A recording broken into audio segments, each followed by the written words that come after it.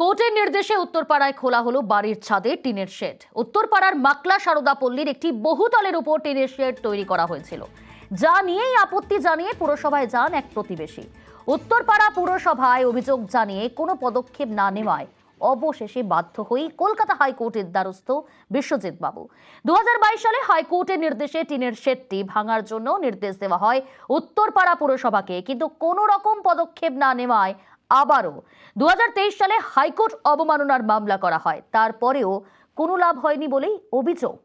অবশেষে গার্ডেন রিচের ঘটনার পরে তৎপর হয় উত্তরপাড়া পুরসভা। আজ পুলিশকে সঙ্গে নিয়েই পুরসভার তরফ থেকে সেই বহুতলের ছাদে টিনের শেডটি খোলা হয়।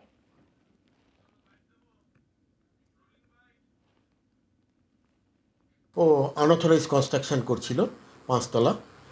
তখন ওর পাওয়ারে, ওর মাসেল পাওয়ার নিয়ে ওটাকে তৈরি করে ফেলে। কোর্ট বন্ধ ছিল বলে আমি কিছু করতে পারিনি। সঙ্গে সঙ্গে পৌরসভাকে জানাই, পৌরসভা কিছুই করেনি। তার উপর ভরসা করেছিলাম, কিন্তু পৌরসভা আমাকে বাধ্য করেছে কোর্টের দ্বারস্থ হতে এটার স্টেপ নেওয়ার জন্য।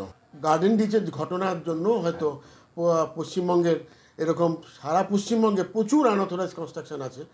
সেই গার্ডেন রিচের এই দুর্ঘটনার জন্যই হয়তো ওনারা তড়িঘড়ি করে এইগুলো অ্যাকশনগুলো নিচ্ছে, এক্সিকিউট করছে। এটা খুব আনন্দের ব্যাপার। উত্তরপাড়া পুরসভার চেয়ারম্যান তিনি কি জানিয়েছেন শোনাবো আপনাদের। কোর্টের নির্দেশ, সেই নির্দেশ অনুযায়ী আমরা সকলে কাজ করতে বাধ্য। একজন ব্যক্তি বিশেষ হতে পারে, একজন প্রতিষ্ঠানগত হতে পারে, একজন বোর্ডের হেড হিসেবে হতে পারে। তো আমাদের অফিসাররা গেছেন, আমাদের অফিসাররা সেই সম্পর্কে কোর্টের যা নির্দেশ সেই নির্দেশটা পালন করেছে। এদিকে বিজেপির তরফ থেকে পাল্টা কটাক্ষ করতে ছাড়েনি, কি বলেছে শুনবো। জেনারেল পাবলিকের সাধারণ মানুষ একটাই আছে, ভরসা আছে হাইকোর্ট।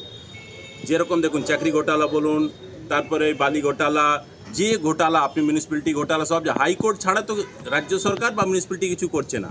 যা হচ্ছে হাইকোর্টের নির্দেশেই হচ্ছে। মিউনিসিপ্যালিটি যদি নিজেই ইনিশিয়েটিভ নিয়ে কিছু করতো তাহলে মিউনিসিপ্যালিটির জন্য কিছু বলা যেত। এই এখানে দেখুন, এই 6 ফুট রাস্তার উপরে G+7 বিল্ডিং হয়ে পড়ে আছে। মিউনিসিপ্যালিটি কোথায় ইনিশিয়েটিভ নিচ্ছে?